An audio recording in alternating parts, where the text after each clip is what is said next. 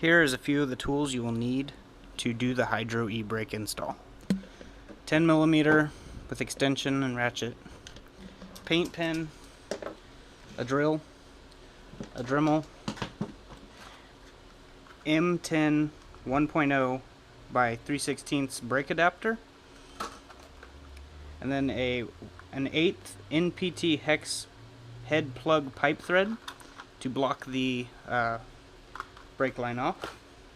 And of course you'll need the brake line, which is from the hydro e-brake. It's a 3/16 by 60 inch, 4.8mm by 152.4 centimeter. That and just some various here and there tools. Probably need a 12mm and a ratchet or a wrench or something like that. But this should be the basics to getting everything started. Okay, we'll get started by undoing this 10mm on the slave cylinder or the for the rear brakes. If you need help finding it, just follow the line all the way to the splitter where it goes off to the back half. You'll want to take this one off. After you get that out, you'll want to go over to this back side and you'll see these just pull out of these clips. You'll want to remove this line.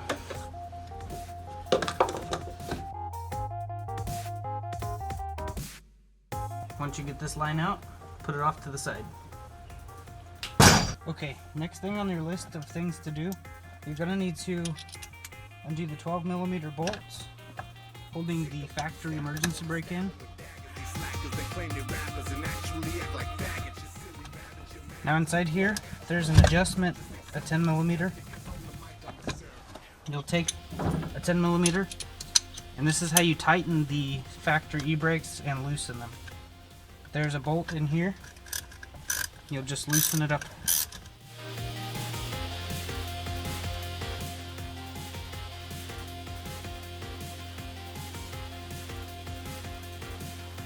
I haven't decided if I'm going to just use the hydro e-brake without the center console or with, but I'm gonna go get the hydro e-brake and we'll find out. Okay, upon finishing the removal of the factory emergency brake, you're going to need to undo these Phillips head screws that hold on the mounting bracket for the center console, and then 10mm bolts that hold those on. Oh, you can use the Phillips head screwdriver on these too.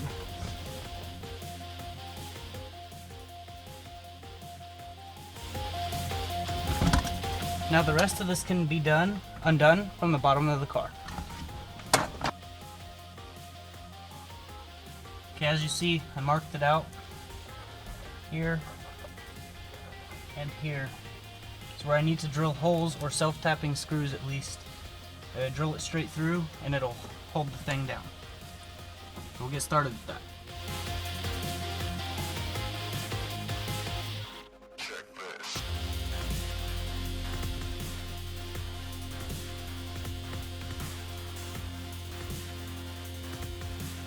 Okay, now that I got these holes drilled, I'm going to probably step it up to the next size drill bit, and then I'll just use normal bolts with normal nuts and washers, and then I'll bolt it all down.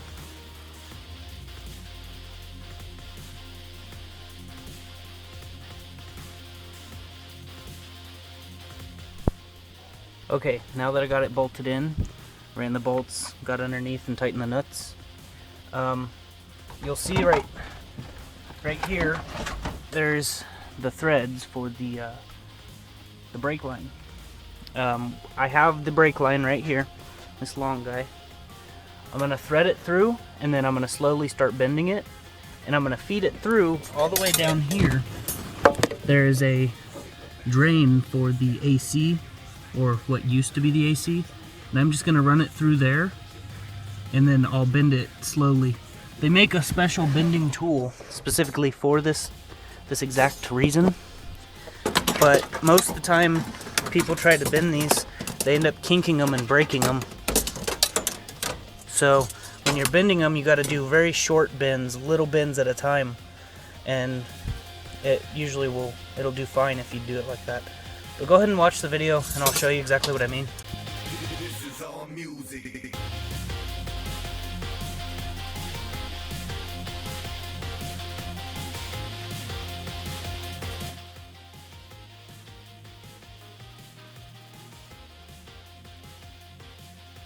Okay, as you saw, I cut the slot out and the inside.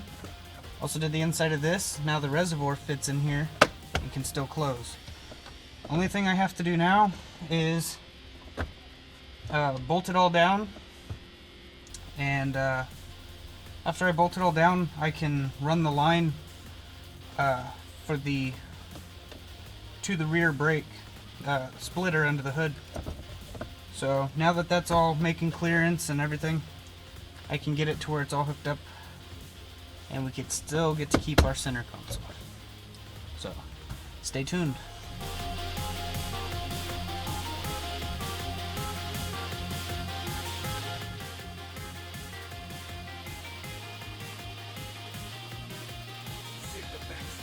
Okay, so we're gonna thread tape on this, and we're gonna use the adapter, and then we'll install it into here, just like that.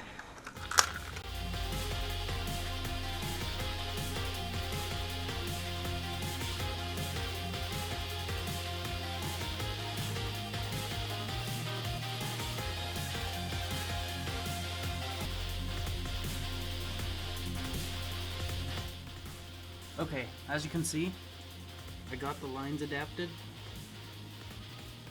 and all tightened up and thread taped on. Clean the area to make sure there's no more leaks. Then I came over to the brake master cylinder and I put the plug in because we removed the line for the factory brake.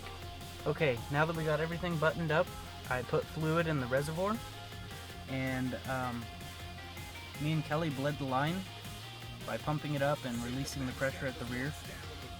After we did that, I made sure there was no more leaks, everything looks good. So now we can actually put the center console back in. Got it all put back together. As you can see, the parts that were yellow, I painted them green and pearl black.